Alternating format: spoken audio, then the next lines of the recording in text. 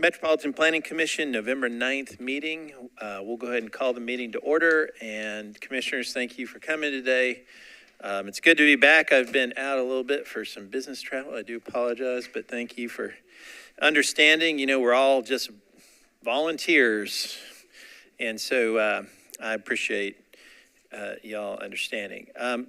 Just a couple of, before we get into the agenda, I do, this is probably out of order, but just a couple of announcements. I do want to say, I want to welcome, I have not welcomed him, but I do want to welcome our former council member, Brent Withers, who was on the Planning Commission as a councilman, but now he's part of the team, the staff team, and I think this is a great thing. And Councilman, we're glad that you're with us, and I want to say congratulations. He will be a great asset to our commission. So I'm very thankful.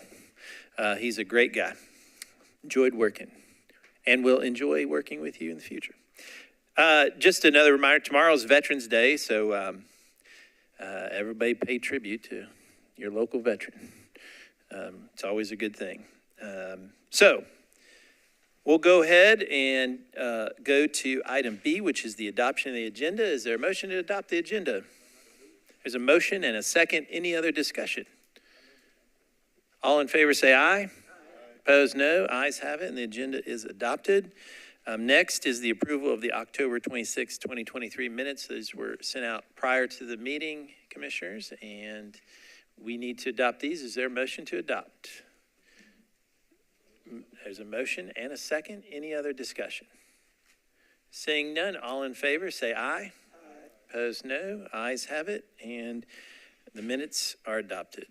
Next is the approval of the amended September 12th, 2023 minutes. We had an error in those, and just want to make sure that we get those, got that to you, and we'll need a motion to adopt. Is there a motion? Motion, second. Any other discussion? Seeing none, all in favor say aye. Aye. Opposed, no. Ayes have it, and the amended September 12th minutes are adopted. Next is item E, which is the recognition of the council members. And so we have a lot of new council members. So I try to meet all the council members, especially when we start a new 4-year council term. And I met Council District 14 Councilman Jordan Huffman.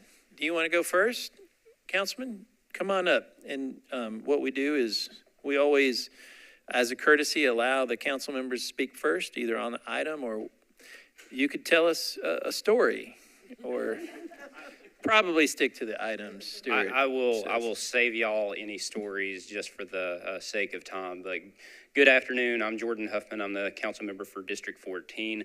I am here on behalf of 2 items tonight on, I believe it's 10A and 10B. I left my agenda behind me. It is a rezoning of Central Pike and then a cancellation of a PUD. I think this is a very good project for my community. It's going to, number one, eliminate or lower the amount of transient individuals around this general area. And then number two, it's going to create more affordable housing within the area, while also taking care of an issue of just some bad actors around the current location.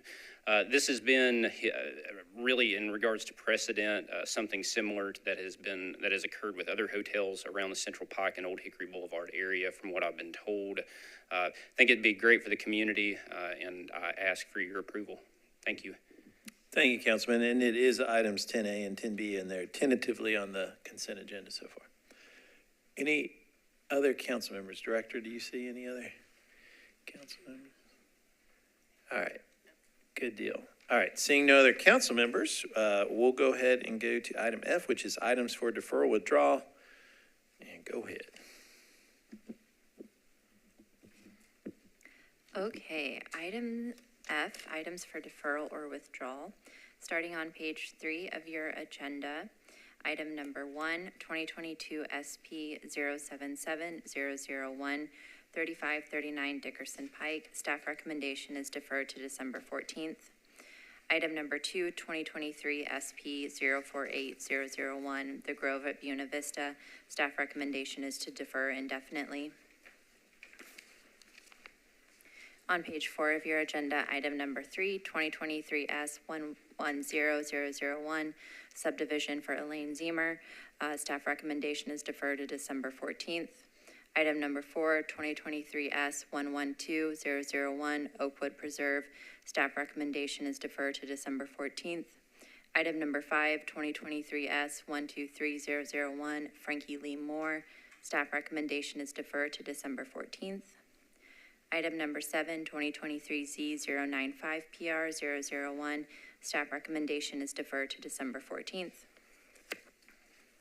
On page 5 of your agenda, item number 8, 2023 Z096PR001. Staff recommendation is defer to December 14th. And that concludes our items for deferral or withdrawal. All right, thank you very much. And so, Commissioners, you've heard the items for deferral withdrawal, and I'm going to review those and make sure that we get these correct. The items for deferral withdrawal are items number 1, 2, 3, 4, 5, 7, and 8. Is that correct? That's correct. All right, Commissioners, we'll need a motion to defer or withdraw these items. Is there a motion? There's a motion and a second. Second, any other discussion? Seeing none, all in favor say aye. Opposed, no. Ayes have it. And those items are deferred or withdrawn. So now we're getting the vice chair a seat.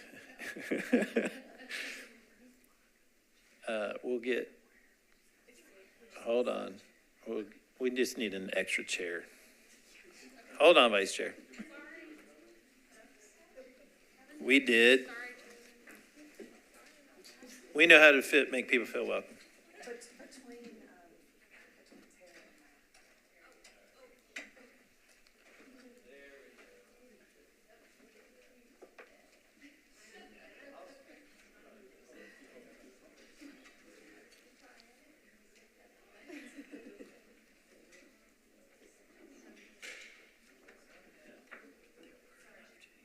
All right, welcome, Vice Chair. It's good to have you. All right, so now we are on item G, which is the consent agenda. Go ahead. Okay, items on the consent agenda. As noticed to the public, items on the consent agenda will be voted on at a single time. No individual public hearing will be held, nor will the commission debate these items unless a member of the audience or the commission requests that the item be removed from the consent agenda. So I will go ahead and run through all the items listed on the tentative consent agenda and ask if anyone is here in opposition. If so, please raise your hand, and the item will be presented in the order that they appear on the agenda. If no one is in opposition to the item, it will be on the consent agenda. Okay, starting on page 4 of your agenda, item number 6, 2023 Z078PR001. This is a request to rezone from CS to OR20 for property along Bridgeway Avenue. Is anyone here in opposition to this item? This item will be on the consent agenda. On page 5 of your agenda, item number 9. Oh, sorry, not 9. Continuing on page 5, item number 10A, 2023 SP 079001, 3910 Central Pike. In the associated case, item 10B, 93P 023004, the Gateway of Hermitage cancellation. Is anyone here in opposition to these items? The items will be placed on the consent agenda. Item number 11, 2021 S 042003, Wright Landing. Is anyone here in opposition to this item? This item will be on the consent agenda.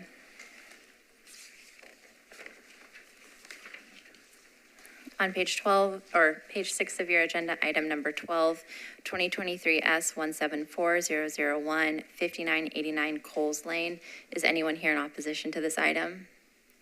This item will be on the consent agenda. Item number 13, 2023 S 175001, re-subdivision lot 232 Glengarry Park, section 2. Is anyone here in opposition to this item? That item will be on the agenda to be heard. Item number 14, 2023 DTC 020002 11 North. Is anyone here in opposition to this item? This item will be on the consent agenda. Item number 15, 2023 Z101 PR 001. This is a request to rezone from SP to MULA for properties along Gallatin Avenue. Is anyone here in opposition to this item? This item will be placed on the agenda to be heard. Item number 16, 2023 Z103 PR 001. This is a request to rezone from RS10 to R10 for properties along Elizabeth Road. Is anyone here in opposition to this item? This item will be on the consent agenda. And that is it for our consent agenda. So I will run through all of the items again with their recommendations. As information for our audience, if you are not satisfied with the decision made by the Planning Commission today, you may appeal the decision by petitioning for a writ of cert with the Davidson County Chancery or Circuit Court. Your appeal must be filed within 60 days of the date of the entry of the Planning Commission's decision. To ensure that your appeal is filed in a timely manner and that all procedural requirements have been met, please be advised that you should contact independent legal counsel. Chair, I have an update on one of the items. Item number 13, there was a little confusion. That's actually the applicant. They are not opposed. And so I think we can put that, if they wanted to confirm, there's not an opposition to number 13. Let me go ahead and say yes. for the record, is anyone opposed to item number 13? Can you read the caption again? Sure. It's it's 2023 S175001, re-subdivision of lot 232, Glengarry Park, section 2. All right, so anyone opposed to item number 13? Seeing none, well, without objection, we'll add that back on the consent agenda. No, it's okay.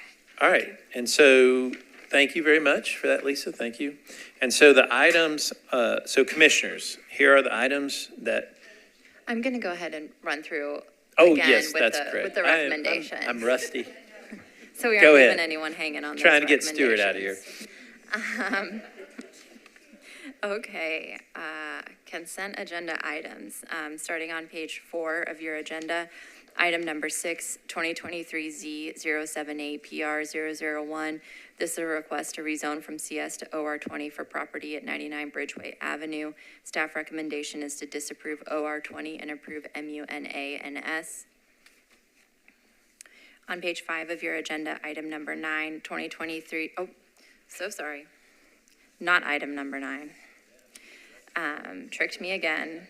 Item number 10A, 2023 SP 079001, 3910 Central Pike.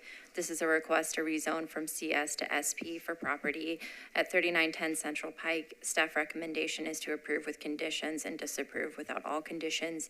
In the associated case, item 10B, 93P 023004, the Gateway of Hermitage PUD cancellation. This is a request to cancel a portion of a PUD located at 3910 Central Pike. Staff recommendation is to approve if the associated SP is approved and disapprove if the associated SP is not approved. Item number 11, 2021 S042003, Wright Landing. This is a request for a final plat to create 45 lots on properties at 600 and 605 Ewing Drive. Staff recommendation is to approve with conditions. Moving on to page 6 of the agenda, item number 12, 2023 S174001, 5989 Coles Lane. This is a request for a final plat to create one lot at 5989 Coles Lane. Staff recommendation is to approve with conditions including variances to section 4 of the subdivision regulations. Item number 13, 2023 S175001, re-subdivision lot 232 Glengarry Park, Section 2. This is a request for a final plat to create 2 lots located at 704 Robert Burns Drive. Staff recommendation is to approve with conditions including an exception to Section 3 of the subdivision regulations. Item number 14, 2023 DTC 020002 11 North. This is a request for an overall height modifications for property at 1017 Dr. Martin L. King Jr. Boulevard. Staff recommendation is to approve with conditions or defer without all conditions. Item number 16, 2023Z103PR001. This is a request to rezone from RS10 to R10 for properties at 1815 Elizabeth Road. Staff recommendation is to approve. And under item I, other business, item number 17, new employment contract for Emily Lange. And item 21, accept the director's report. Thank you very much. And so commissioners, we'll make sure we get these right. We'll go slow. Make sure I get, Vice Chair, I know you'll make sure I get these right. These are the items to pass all together on the consent agenda. So commissioners, these are the following. Items number 6, 10A, 10B, 11, 12, 13, 14, 16, 17, and 21. Is that correct? That's correct. All right, commissioners, you've heard the items to pass on the consent agenda. Is there a motion? Motion, second. Any other discussion? Seeing none, all in favor say aye. Opposed, no. Ayes have it, and those items are passed on the consent agenda. And so, commissioners, that leaves us 2 items to be heard for public hearing tonight, and that's item number 9 and number 15. And I think Seth is taking us. He did such a good job in the workshop. He's back again. All right, go ahead, Seth. Good evening. I am Seth Harrison with the Planning Department, and I'll be presenting item number 9 regarding a text amendment. Hold on a second, Seth. Wait a second. We'll get everybody out of the. Make sure we get. I want everybody to be able to hear. All right. Start over, Seth. Go ahead. Good evening. I am Seth Harrison with the Planning Department, and I'll be presenting item number 9, a text amendment regarding compact development. To start, I want to go over a brief history of how compact was started. Cluster lot option was a reduced lot size option that Metro had within the zoning code for over 20 years. The main goal of cluster were natural resource preservation and dedication of meaningful open space. However, the standards were not very effective at achieving these goals, and therefore cluster was removed from the zoning code with the creation of a new tool, conservation development. Conservation was the first step in meeting Nashville Next goals of evolving cluster, ensuring we had natural resource preservation with new subdivisions. The natural resource preservation permitted lot size reduction as well, meaning the open space intent of cluster was the next step. Compact development has the main goal of encouraging programmed open spaces while also permitting a lot size reduction. And one thing to note with all these tools, every site is limited to the entitlements of the existing zoning. At the time of its removal, cluster lot option could potentially be utilized on 2,200 properties. And after the adoption of conservation and removal of cluster, 1,400 of those properties were maintained with conservation, leaving 800 that could possibly be utilized by compact. And this is a map showing those 2,200 properties with cluster on the left and conservation on the right. And so with the introduction of the lower lot size requirement for compact, plus the remaining properties from cluster, there are about 1,600 eligible properties under compact development tool being proposed today. In total, between conservation and compact, there are about 3,000 properties that could utilize one of these tools, which is about 800 more properties than cluster could utilize on its own. To start introduction into compact, I will go over the standards for this tool. All properties zoned R or RS are eligible. We now have 2 location requirements that we have not had before with a reduced lot option development. Option 1 is the proximal option. Properties that are located within a quarter mile of an arterial or collector will only be required to be at least 5 times the minimum lot size of the underlying zoning. Option 2 is the distal option. Properties that are beyond that quarter mile are required to be at least 10 times the minimum lot size of the underlying zoning.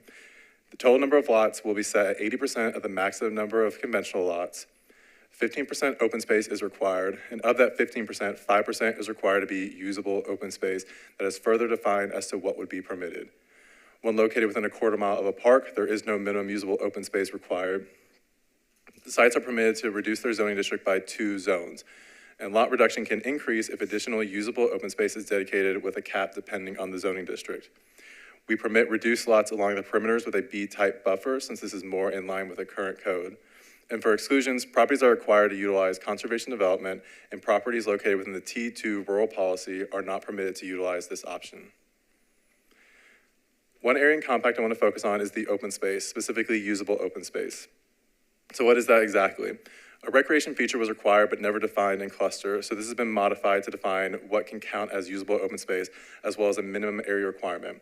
These include playgrounds with benches, paved greenways, trails, or trailheads, walking or bicycle trails, dog parks with benches, reflective passive amenity areas such as picnic shelters, gazebos, or shared docks, low-impact recreation areas like bocce ball, horseshoe, outdoor chess tables, and unstructured play areas for practice or pickup games, and conservation of natural features. And now the natural feature of use is not a standard amenity that could be within developments, it provides a benefit to the community as a whole. We analyze lot yield and open space dedication of concept plans approved by Planning Commission to determine an appropriate lot yield of 80% and open space at 15%. And when looking at lot size, we noted that there were not many properties that could utilize this tool if left at 10 times. When looking at how to bring lots closer to the main core of Metro, 5 times was the first step in opening up eligibility. We attached compact to the existing infrastructure, specifically arterials and collectors, and those within that quarter mile are only required to be 5 times the minimum lot size by the base zoning, and beyond that, they must be 10 times the minimum lot size. We hired a consultant to test run this tool to determine if this would be applicable in real world applications. We utilized 6 different properties, 2 that had previously approved plans and 4 that meet other criteria of the draft text language. Right now I'm going to focus on the comparison between the approved cluster lot option on the left and the test run property on the right. Just a quick comparison between the two. The cluster lot provided less lots and less open space than the test run for compact development. The main point of this is to show that this is an effective replacement option for cluster, but helps fix some of its shortcomings. There are a wider variety of lot sizes, different road configurations utilized, and more usable open space. Also, due to that 5-minute walk addition, that open space is well dispersed and easily accessible to other lots. A brief overview of the study showed that the tool does work as written. It does not significantly reduce the number of lots that could be developed, but has provided a large amount of open space while meeting lot yield and close to in almost every test case. This is also showing that not every property could utilize this tool, since we had at least one site that was unsuccessful. And I will note on the slide that max lot is the possible lot yield for each site that may be able to achieve. And to ensure compact is rooted in policy, I've included these items from National Next. I won't read them all, but the main focus is that it requires mention to access to parks, green areas, recreational space, transitional development, development near corridors, and parks being within walkable distances. Compact is meeting multiple goals of National Next, and one thing that has come up in meetings and comments is in regards to these tools not providing enough open space or natural resource preservation. While National Next cited that cluster lot option was to increase open space to 33%, cluster as a tool allowed that flexibility in lot size primarily for natural resource preservation on constrained sites. Compact is a different tool with a different purpose, which has a main goal of these usable open spaces. While we as staff understand there's a desire for these increased open spaces, there is also a need for housing within Nashville. Our first goal is to have these tools in place before evolving them to be closer to the end goals of Nashville Next as it relates to subdivisions. Currently, the timeline as proposed is as follows. We have updated from the staff report regarding effective date due to the January 2nd council meeting being canceled. If approved at Planning Commission tonight, then it will fall into the Metro Council cycle, starting with the first reading on December 5th, public hearing January 16th, and final hearing February 6th, with an effective date of 2/14 in line with an MPC submittal. But if there is no public hearing in January, it will have the first public hearing in February 6th, final reading on February 20th, and effective date of February 28th. And all these dates may be changed depending on either delays at Planning Commission or Council. Along this staff recommendation, there's a recommendation to update the Metro subdivision regulations. The amendment will be necessary for this tool if approved at tonight's meeting. The sections requiring an update are within Chapter 3, subsection 352, and to be included with other subdivision tools, and Chapter 4, subsection 412, to prevent compact development to be utilized within the T2 rural policy. Staff recommendation is approval and for MPC to direct staff to prepare an amendment to the Metro subdivision regulations. Thank you, Seth. Appreciate that. And we'll open this item for public hearing. Commissioners, as you know, we are the applicant in this particular instance. And so is there anyone wishing to speak in support? Seeing none, anyone wishing to speak in opposition? Come on up, and you know the drill. State your name, and you have 2 minutes. Elise Hudson, and I asked for 5 minutes. Perfect. 5 I'm minutes. at 4601 Whites Creek Pike, Whites Creek, Tennessee. We had worked very closely with Seth and his team, with Harriet and Joni, and I want to give them lots of kudos because they've been very responsive to our questions and some of our recommendations, so I'm very thankful for them. There's a few things that we do still have some concerns on here. I think we can get to the place where the communities will really appreciate this, but we're not there yet. A few of the concerns that I've got, first of all, there's nothing protecting or creating any of the small amounts of natural space for compact development. So there's the requirement for usable open space, which should be sort of recreational, but protecting anything that might still be there because it's going to be a small amount. Otherwise, you'd have to use conservation. But we do still need to kind of work on the language for protecting natural areas. We've got some concerns, especially in T3 areas or T3 NE areas where it's an R or RS 80, because the two zoning sizes smaller means that you can go down to R or RS 30. And so then you're reducing that lot size by well over half, but you're not increasing that requirement for open space as much as it's kind of disproportionate when you do the stepping down for those larger zoning areas. And we also need better definitions for usable open space and those recreation areas. We've seen a lot of developers in previous cluster lot options, you know, they'll throw some gravel down and say, okay, there's your recreational area or a gazebo. And I think it really needs to be better defined in the language that makes it to council in terms of what is allowed and what they can choose from for that recreational area. And then I think really the biggest concern that we've got, there were several of the community members that were involved with the open house that was had, but we were all from rural areas. And what you're seeing right now, there's I think maybe 2 or 3 comments at all on such a big change for the entirety of Nashville. My recommendation would be to defer this and really make an effort to reach out to neighborhood organizations and sort of other repeat offenders like myself that are in more suburban and urban areas. This is going to disproportionately impact people who are poor and who are not white.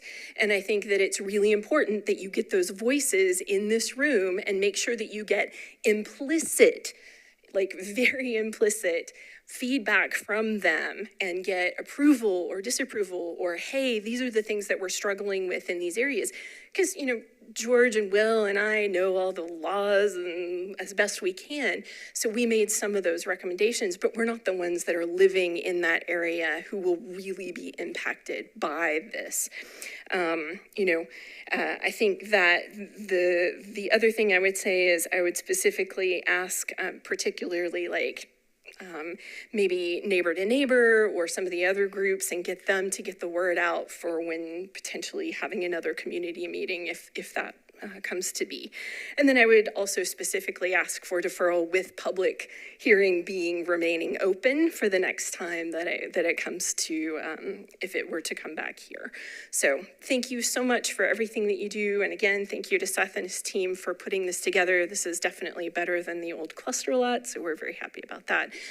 But still, there's a little bit of work that needs to happen before we move forward. Thank you so much. Thank you.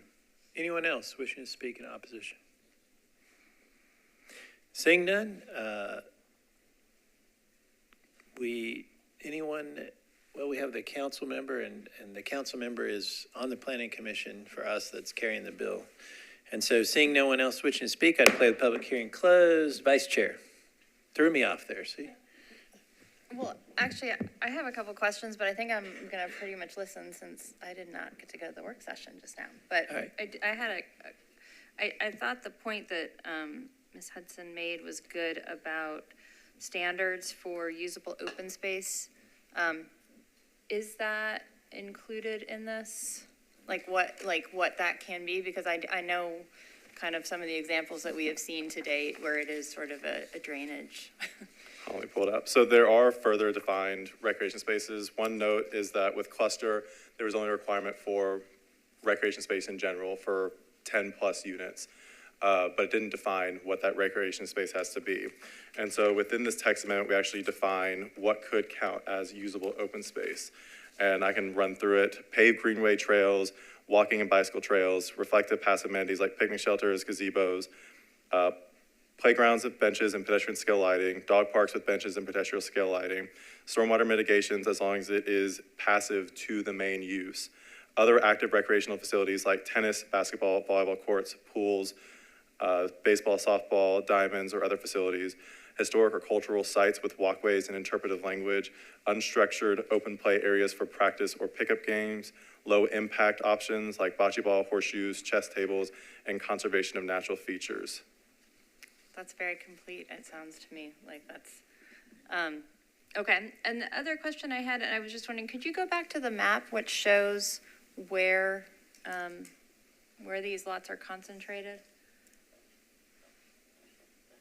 So it still looks, I mean, I guess as you go down towards southeast Nashville,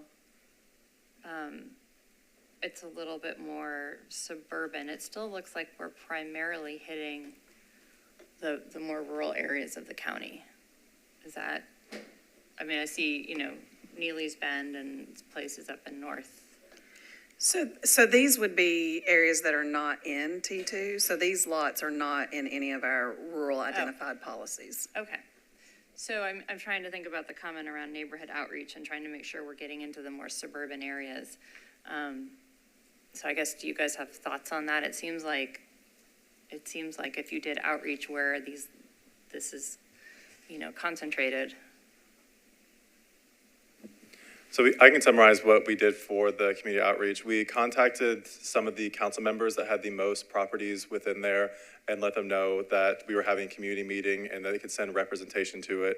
We also included housing initiative teams, transit initiative teams, and design professionals to try and get their input on this, because the main goal for this was a housing and usable open space tool. So we did let council members know this wasn't a tool in place that we were bringing forward, and we've have had discussions with individual council members since then.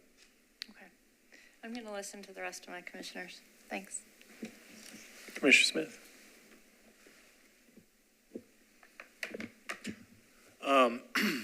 Generally supportive. I think seems like a good option for some flexibility and encouragement of open space without adding density. So generally for it. Commissioner Tibbs. I too am very supportive of it. Could you go back to the diagram that has the cluster next to the compact? Because this one to me kind of tells the story of why I feel more comfortable. It seems like it creates more lots actually, and I'm kind of repeating some of the stuff you said, but more diversity of the lots, but yet it still gives, spreads out those, green space. It's a little bit better dispersed. So, I'm using this a lot as kind of the diagram that helps me make the decision, but the versatility of it and, to me, it gives developers also a lot more tools, definitely gives us more tools to work with. So I know this is kind of high level, but this diagram is one that really gave me more confidence to move, that I appreciate. Commissioner Johnson. Thank you. Do appreciate the comment. So I've been thinking about, because it was mentioned, R and RS80. So following this ordinance, in order for them or that property to take advantage of this newly proposed subdivision, the lot has to be, if it's within a quarter mile of Collector Street or Arterial Street, and the lot has to have 5 times minimum. So that means 400,000 square feet, correct? And then yield is 80%. So that would be 320,000 square foot divided by 80,000. So that's yield would be 4, correct? Am I doing the math correct? Okay. So And if that's the case, two-zone reduction, that would be RS30. So they can make 30,000 lot, create 4. So that would be 120,000 square feet. So that would be, we'll leave like a 20,000 of open space. So it seems like even though these 80,000 property is trying to take advantage of newly introduced this compact development, it looks like will give us more open space and more, natural or usable open space. So it seems like we are not losing anything. Besides, if I understand correctly, this R or RS80 property is located on the slope. They do not have option to go to compact development.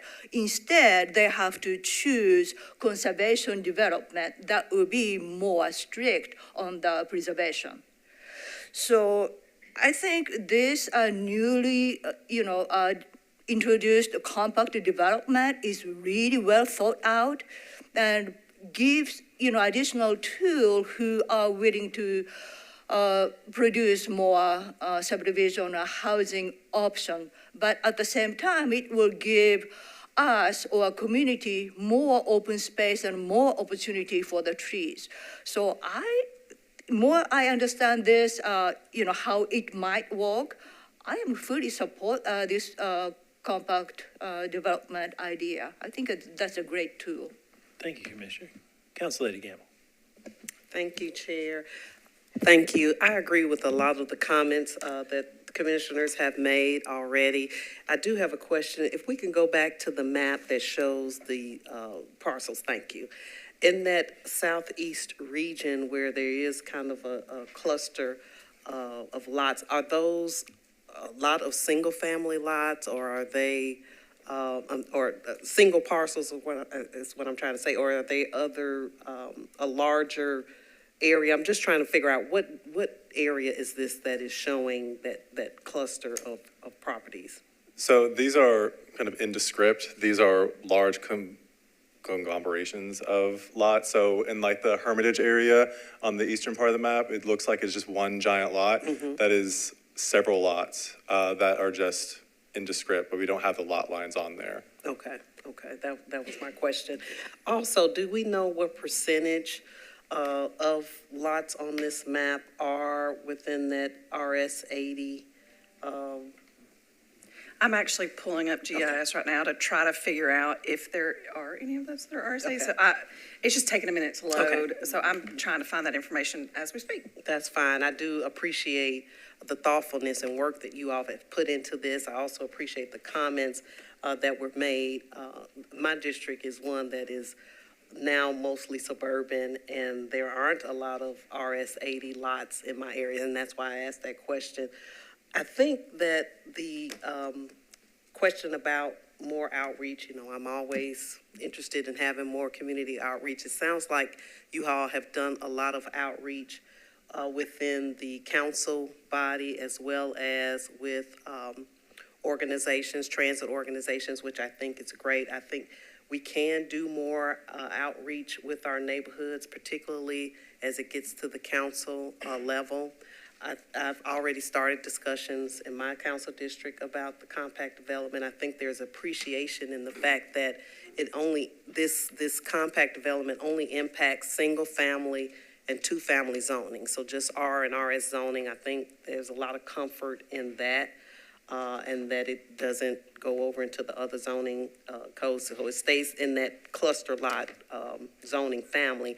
Also, I think that it's important that eligible properties have to have are 5 times that base zoning in the 4th quarter mile or the quarter mile area, and then 10 times beyond that quarter mile area, which means that the properties that are closer to arterial and major collector streets, which have, in most cases, better infrastructure and city services, transit, and that kind of thing, will have more allowances for lots, whereas those that are not that close to those areas will have less. So I think that's important.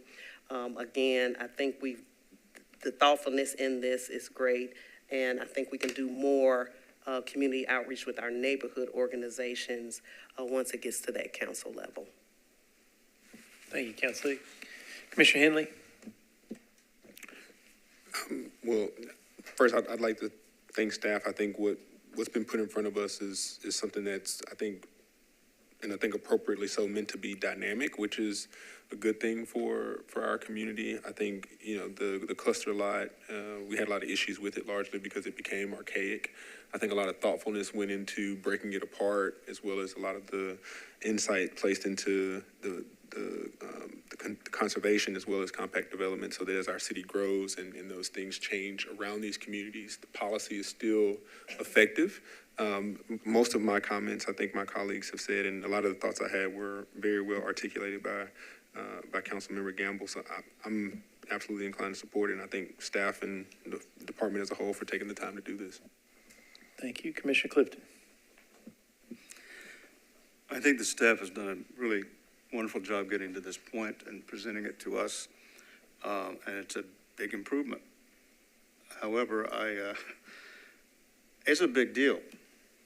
And the person who commented about in support generally, but wanting a little bit more time for people to work through this, makes sense to me too. Yes, I know people can come downtown to the courthouse and have a lot of fun getting there and getting back out at night and such, but there's a part of me that would be perfectly happy with a one-meeting deferral to provide more opportunity for people who, we've had lots of opportunity, and professionals have had. I think it makes some sense to, even though they could be heard at the council level, for us to hold it here for perhaps more specific input after some, and I realize how much process has already gone into it, but that's just my current thinking, that it wouldn't be a bad idea to defer it for one meeting to have more of an opportunity for community groups and others to get comfortable with it. That's what I have. Thank you, Commissioner. Commissioner Leslie? Thank you, Mr. Chair. I have a couple of questions. First of all, in your open space dedication, will a community building qualify for, instead of like open, could it be a building, a recreational building or something like that? Yeah, so that goes into other active and recreational play facilities. Okay. And I have another question. I don't know if you could address this. The young lady asserted that this might disproportionately affect non-whites. I don't know if you can address that, or could you speak to that, or if not, you just say something. I can. Okay. I have nothing further. Well, what I would say is this applies to sites that are physically sort of constrained by, or not physically constrained, have physical characteristics. So adjacency to the arterials and the corridors, and then those that don't have the natural features that define the other. And so we didn't look at demographic data in how we thought about the land use policy. We looked more at the site characteristics, if that makes sense. All right. Thank you, Commissioner. We need a motion. Is there a motion? Commissioner, if you could, yeah. I don't have a motion exactly. I just, but I have a question. Because I really was blown away by the presentation and what kind of a job has been done here to get us to this point.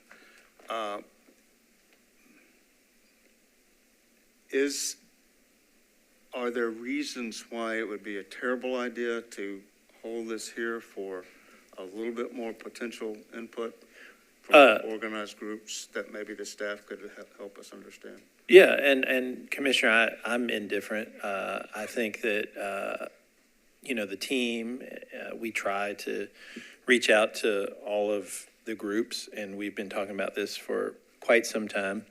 I don't think it's I'm just indifferent at this point. I think we were trying to space out some big issues over the next 3 meetings because we only have one meeting in November, one meeting in December because of the holidays. And so generally, my experience, 12 years on here, is if it's controversial, we'll have a full house. I do understand the neighbors wanting a little more time. I think that's always a reasonable request. Director, maybe it's So, I mean, when I reflect on the presentation today, we started this effort 2.5 years ago. I mean, when we basically got feedback, and Lisa, correct me on the timing of when we removed the cluster, but we basically said to the commission, and we said publicly, we understand that the cluster has lived beyond its time. I think Commissioner Henley used the archaic, that's a bad planning word.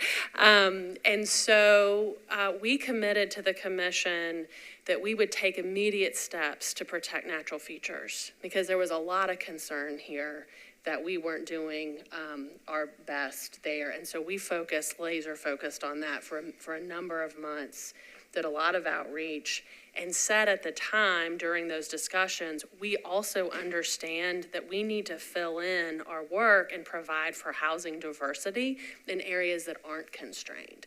And so while I sort of can appreciate the desire to have more community discussions, I think from the staff's perspective, this has been going on for a number of years, basically. And so I appreciate the notion that it's a big deal, but the cluster lot, which was in place for decades, right, provided for this level of density. It's just that, or not density, this type of development, it's just we're redesigning it to better apply when it's adjacent to transit, and it has standards that better define open spaces. And so all that's to say, I don't feel, while I think this is much improved from the cluster, I don't feel that it's particularly novel. Now, the second thing I would say, citywide ordinances are always challenging from a community engagement perspective. And so while I agree with your instinct that sometimes it's better to hold projects here, I actually think in instances where you've got specific council districts where some work may need to be done, working with a council member may not be a bad strategy, actually, because that's okay. And so, again, when citywide context, sometimes that can help, and I'm happy to work with the council member if you're okay with it to make sure that if some additional work needs to happen through the council engagement, that might actually be a productive way to accomplish what you're seeking. Thank you, Director. Yeah. Lisa, question. So just walk us through procedurally. If, say, we were to defer one meeting, where does that put us on the calendar and all that? Just procedurally. I think you had a slide up here that kind of showed So there is some complicating factors around the council, and those final decisions have not been made. And so I'm going to talk through this because Margaret, Darby, and I were on the phone today for like 30 minutes trying to play out various scenarios about just council in general. So the first council meeting in January is very close to New Year's. And so there's conversation going on at council about potentially canceling the first meeting in January. If they do that, they may hold a public hearing at the second meeting in January, which is why you see two scenarios. That final decision has not been made to date. If there is a cancellation of the first meeting in January, that means that, and this was to be deferred to December 14th, which is our only planning commission meeting in December. And there's not a second meeting this month. So if this was deferred one meeting, it would be deferred to December 14th. If it's deferred to December 14th, because of the lack of a first meeting in January, we as planning would not file any bills for January. And so we essentially would not be filing this for introduction until the first meeting in February. So it's going to push it out till probably end of March for an effective date standpoint. So it does have a fairly big time jump just because of the fact that we only have one meeting per month right now and that there might be a cancellation at council, which means that we wouldn't be filing any legislation for introduction in January. Thank you. That was messy. Can I ask one kind of follow-up? Is that just, I mean, We'll do vice chair and then the council. Vice chair. So until we have this in place, anybody who comes in with an application would be continued to have the cluster option? Or no, the cluster Cluster's option is gone. Conservation development took the place of the cluster option. So right now, well, it replaced it in that section of the code. And so cluster is just, it's not in the code anymore. And so conservation is in that same section of the code. And so if someone was to come in on one of these pieces of property they're not, they don't have to do the conservation because they're not constrained, they're unconstrained sites, then their only option would be to meet the minimum lot size. So if it's RS10, they would need to develop with 10,000 square foot lots, and they would not be required to have any open space. So it would just be sort of a traditional subdivision. Yeah. Okay. Anything else, Vice Chair? Councilor Gamble. Thank you. Question, if we were to defer this, what actions would the planning staff take then to reach out to neighborhood organizations? Do you all have, I guess, capacity, and do you have the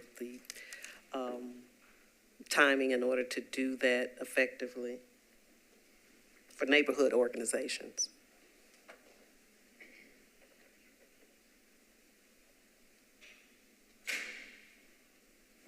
So we did make contact with Neighbor to Neighbor as an organization during sort of the outreach process. I believe that they're having like a roundtable discussion, but that's not until into the new year. Right. But we did reach out to them while we were sort of going through this process. We are at what I would say is a challenging time of the year.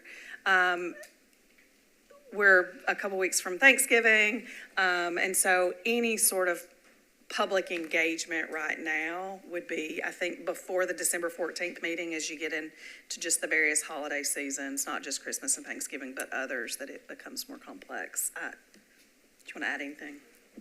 Hold on. Commissioner, we're still on Councilor Gamble, and then we'll get...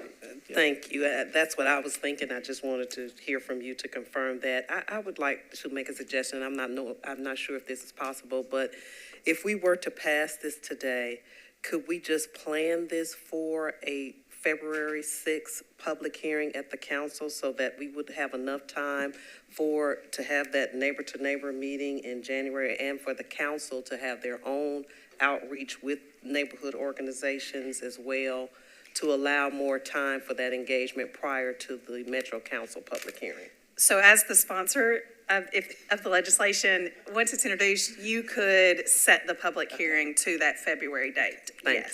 Yes. So, Commissioner Leslie, before I get to you, with that said, we could procedurally delay it one planning commission meeting. But the issue is would we have the public hearing remain open or closed or? And just to add, I think a follow-up response to Councilmember Gamble, we do have the staff capacity, but I'm not sure within 2 weeks if we'd have enough notice generally we like to give a couple weeks notice if we're going to hold a community meeting. I'm not sure if we defer one meeting, we may not have enough time to set that proper notice ahead of time. Thank you, Todd. Commissioner Leslie, did you have a question? Nope. Okay. So any other questions? Commissioner Clifton. Yeah, I'm glad I brought it up because it's a big thing, I think. And I think the staff has done a marvelous job. And I think people will, the more they hear about it, be happy with it. I had sort of forgotten who was carrying the bill at the council. It's a member of this commission, of course. And I suspect that she would be quite amenable to helpful input and more refined input as the next few days go on, and would make decisions about whether the bill was ready to go through with or without a minor amendment at that point. Having said all that, I'm sort of in a different position than what I originally said. I think this can be handled between the staff and the sponsor of this bill in consultation with community leaders. So I feel like you're ready to make a motion, Commissioner. I don't want to go that far.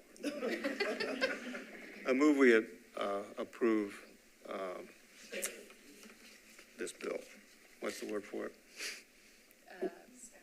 Staff Yes, recommendation. that's it, staff recommendation. And the amendment to the regulation. Yeah, that too. All right, that's a proper motion. Is there a second? Second. Any other discussion? Seeing none, all in favor say aye. Aye. Opposed, no. Ayes have it. All right. We are on to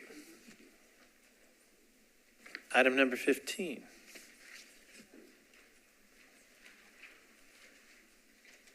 I think Logan's going to take us through this.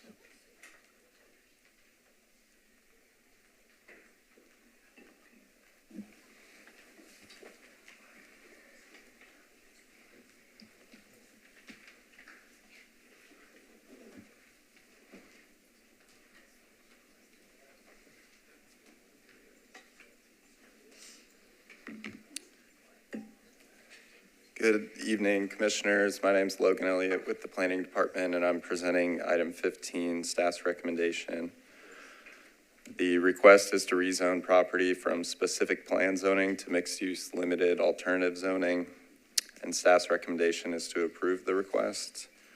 The subject site is about 0.19 acres or about 8,000 square feet and has frontage onto Gallatin Pike and Arterial Boulevard in the Major and Collector Street Plan and also onto Carolyn Avenue, a local street.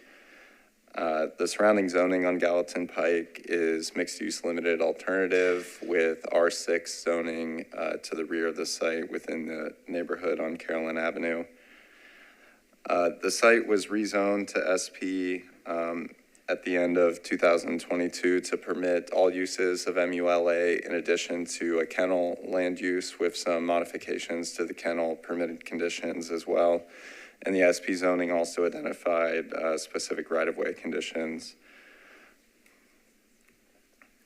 The policy applied to the site is urban mixed-use corridor, which intends to create an enhanced urban mixed-use corridors by encouraging a greater mix of high-density residential and mixed-use development along the corridor, prioritizing commercial land uses at intersections, with residential land uses being more common between intersections.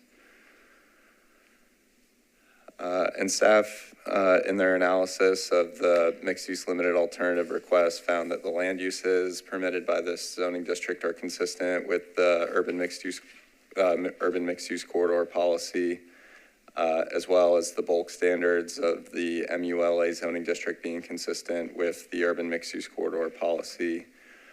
And that the necessary right-of-way improvements for this property would be identified by NDOT at the building permit phase, depending on the land uses and general plan for the property at that time.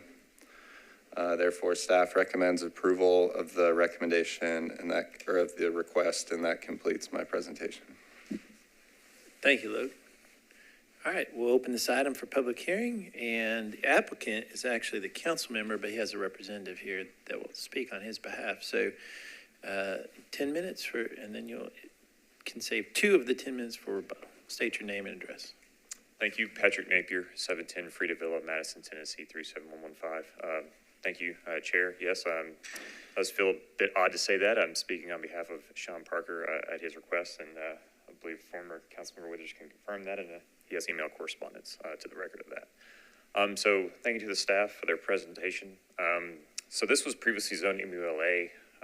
As noted in the staff report, what we did, work with the property owner to rezone to SP only to add the use of a kennel. And all other standards of the MULA, as previously it was zoned, would still apply. So now we're going back to MULA just to accommodate a use allowed by the zone district, and we would also have to comply with all of these standards of the zoning code, the noise ordinance for any proposed use, any improvements to public right-of-way, as determined at building permit phase, as Logan previously stated. We kind of got here in a little bit of a roundabout way.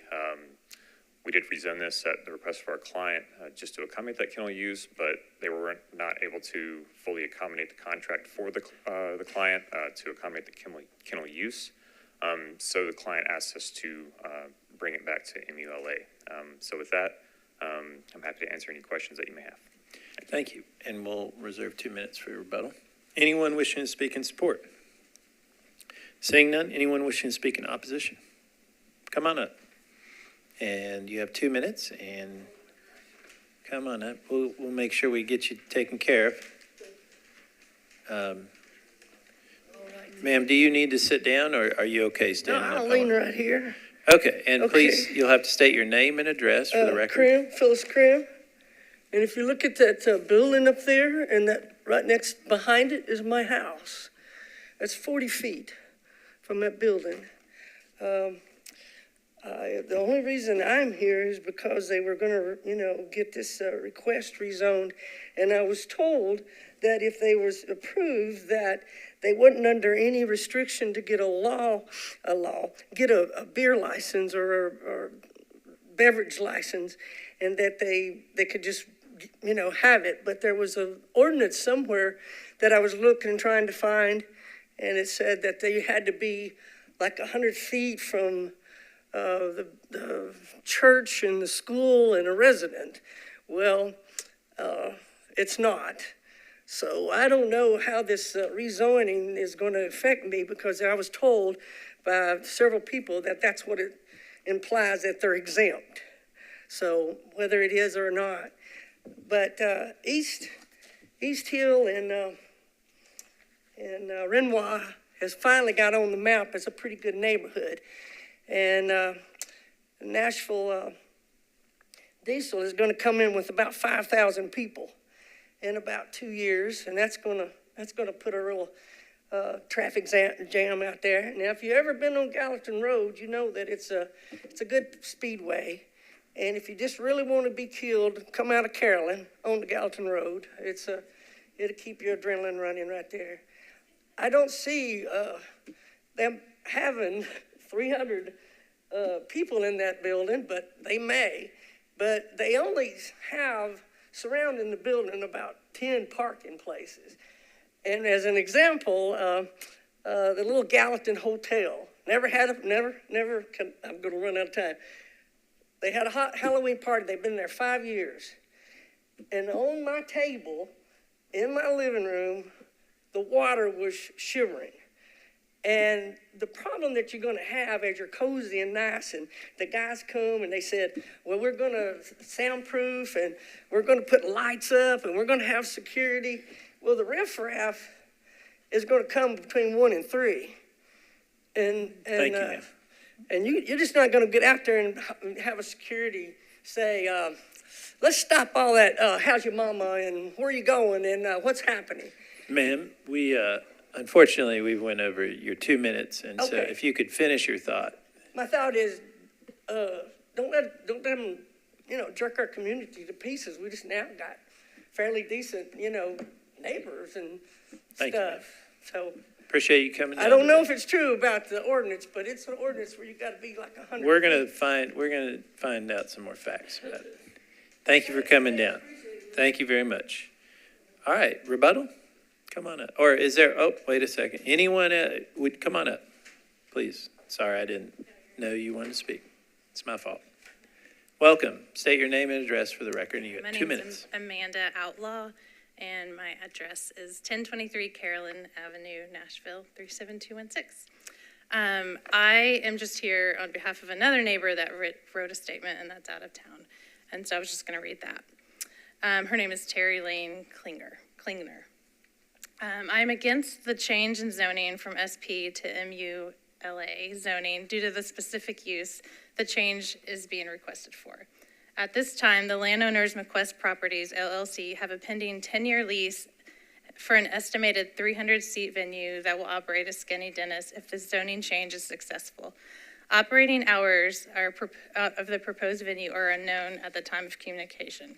To note, the Brooklyn, New York Skinny Dennis location has operating hours of 12 p.m. to 4 a.m.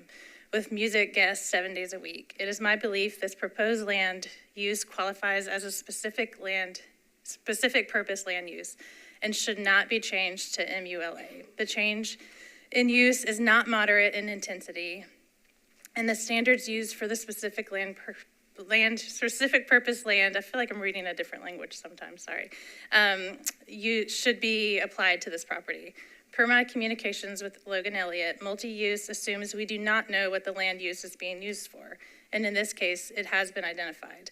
I'm requesting the commission not recommend the zoning change. This negative recommendation would keep the zoning as SP, and by simple definition, require a higher standard for any business to operate from this space.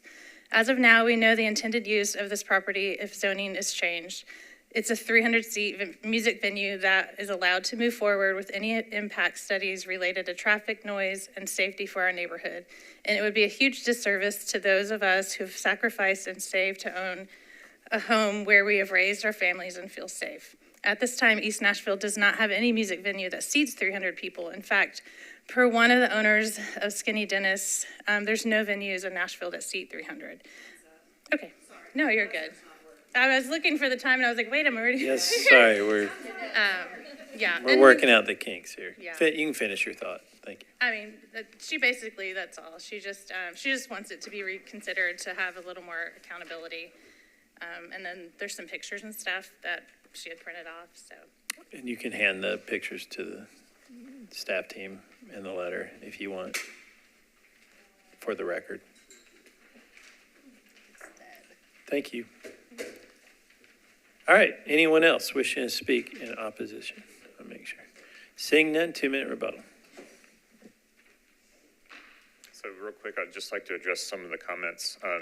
Occupancy, while they have stated that 300 persons may attend, but I believe that's a reference to their other location, we will still have to comply with the occupancy level per fire marshal and life safety code under building permit review. And to address the alcohol permits, I believe that would still require a hearing at the beer board, and I believe if there's a distance location, then you would have to require a variance to be approved by their beer or beverage board. Other than that, I will just say that, during building permit phase, noise, code enforcement, all those things will have to be reviewed and comply with the standards of the Metro Zoning Code. So with that, I'll complete my rebuttal and happy to entertain any questions. Thank you. And Councilman Parker could not attend tonight, and that's why he sent him to address us. So thank you very much. So seeing no one else wishing to speak, I declare the public hearing closed.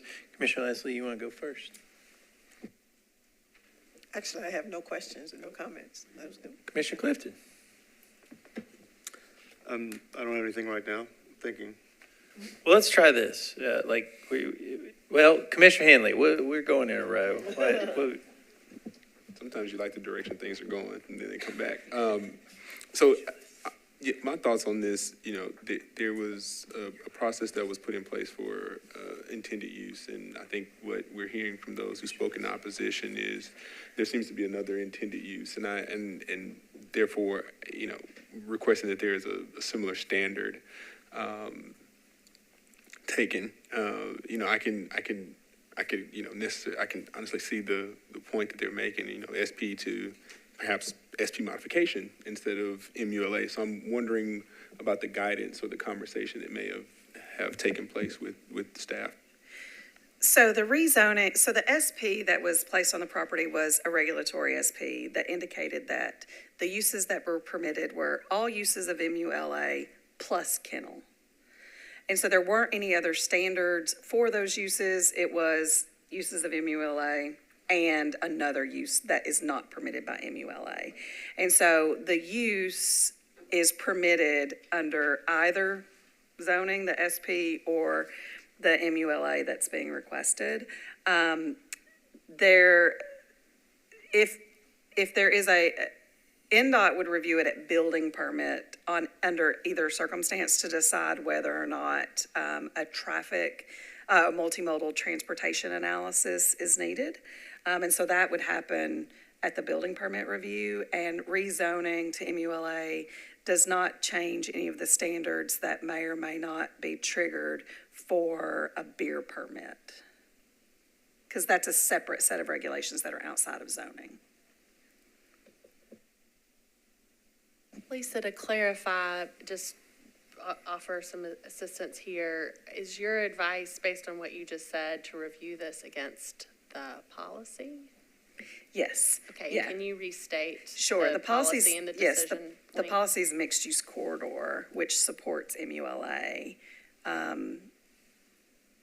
This is actually more restrictive than the SP because it's removing kennel as a use, which the SP currently permits. So kennel would no longer be permitted. So yes, but it is consistent with the policy.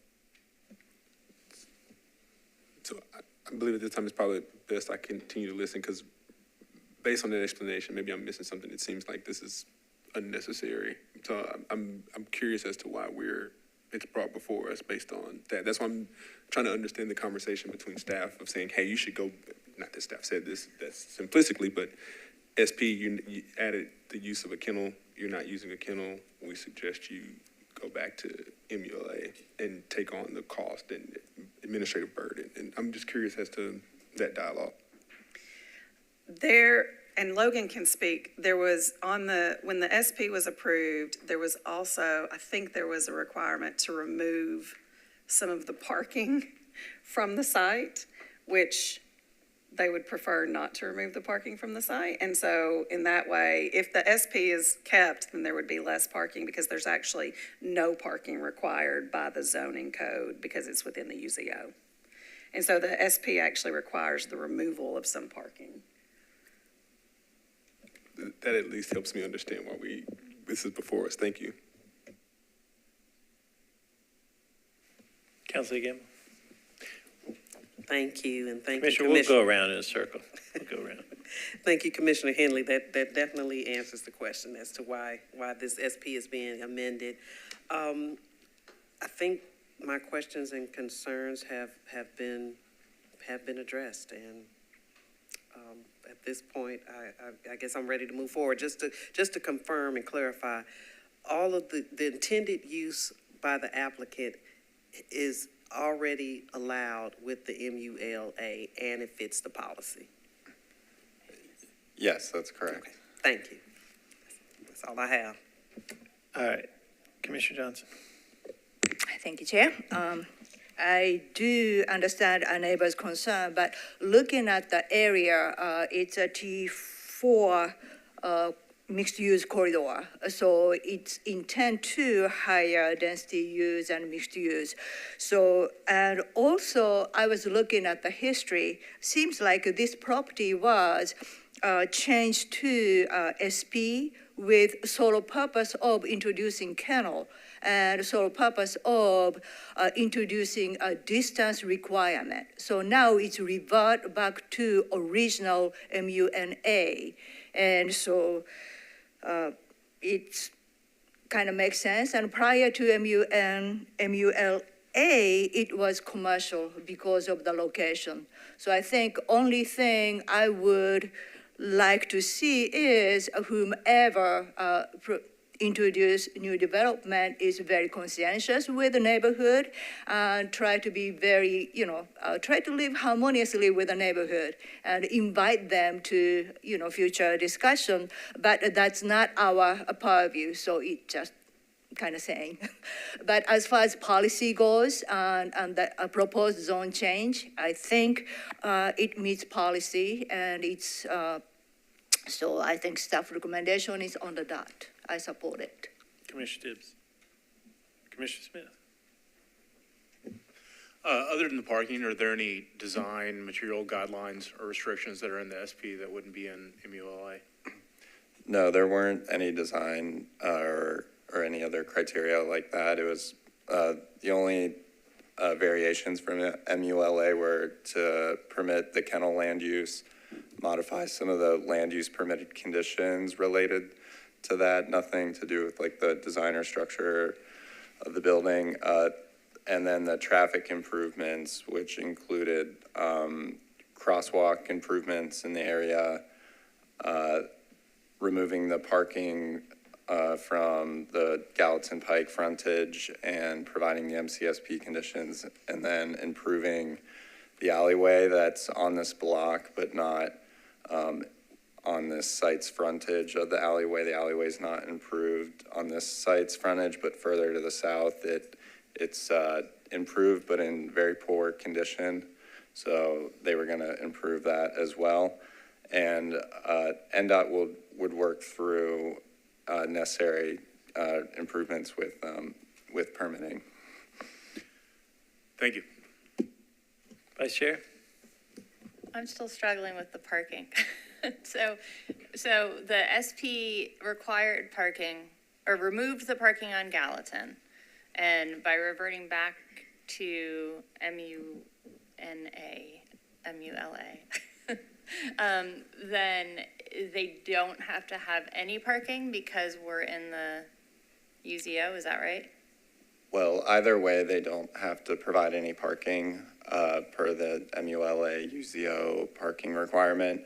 The key difference with the request and the existing zoning is that with the SP zoning, we know and have a clear requirement for what their improvements are.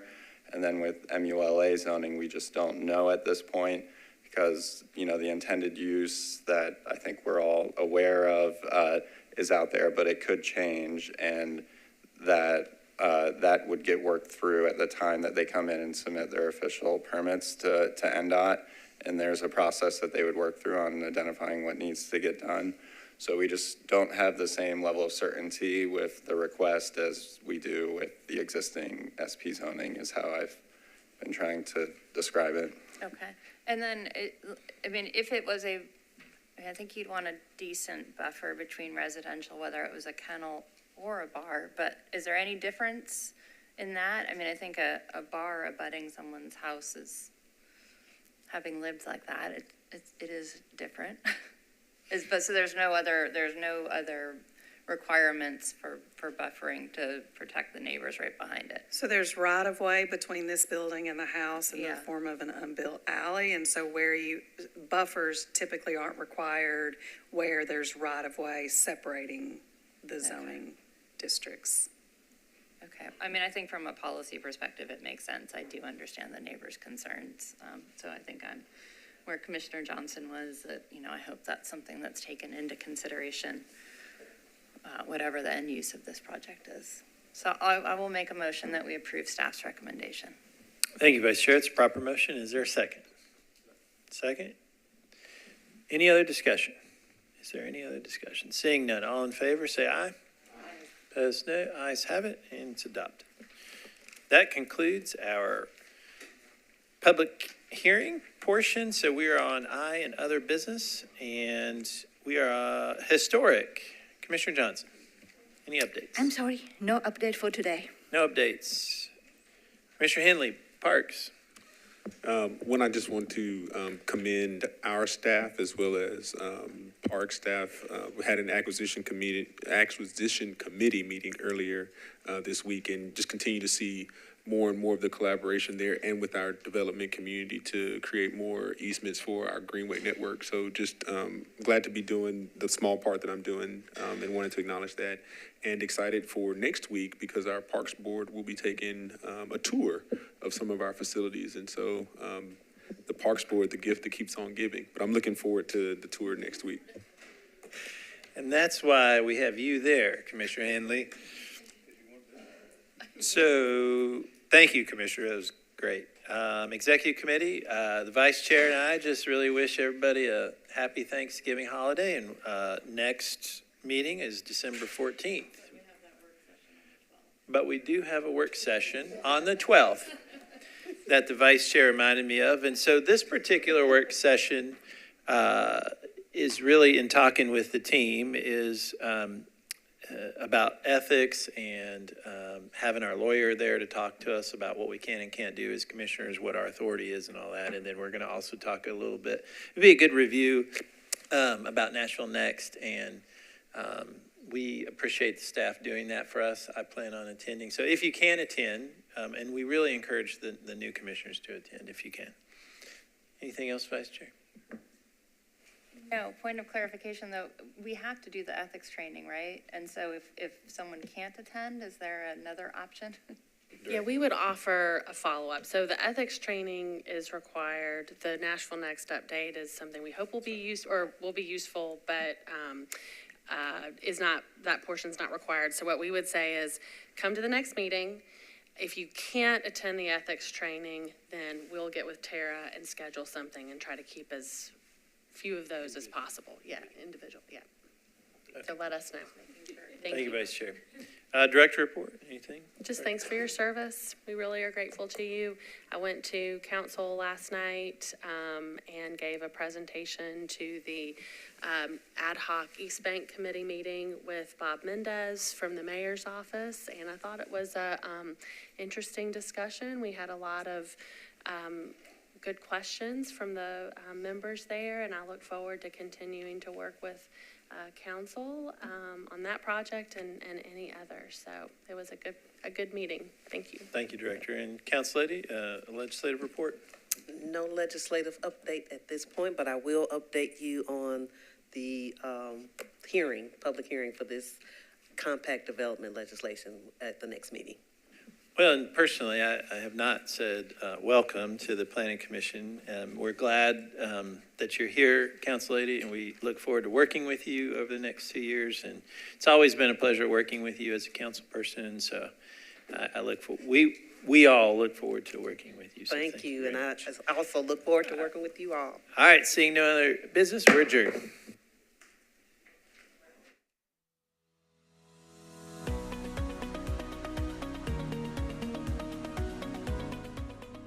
This has been a service of the Metro Nashville Network. If you would like to see this presentation again, or for more information on this and other programs, visit nashville.gov.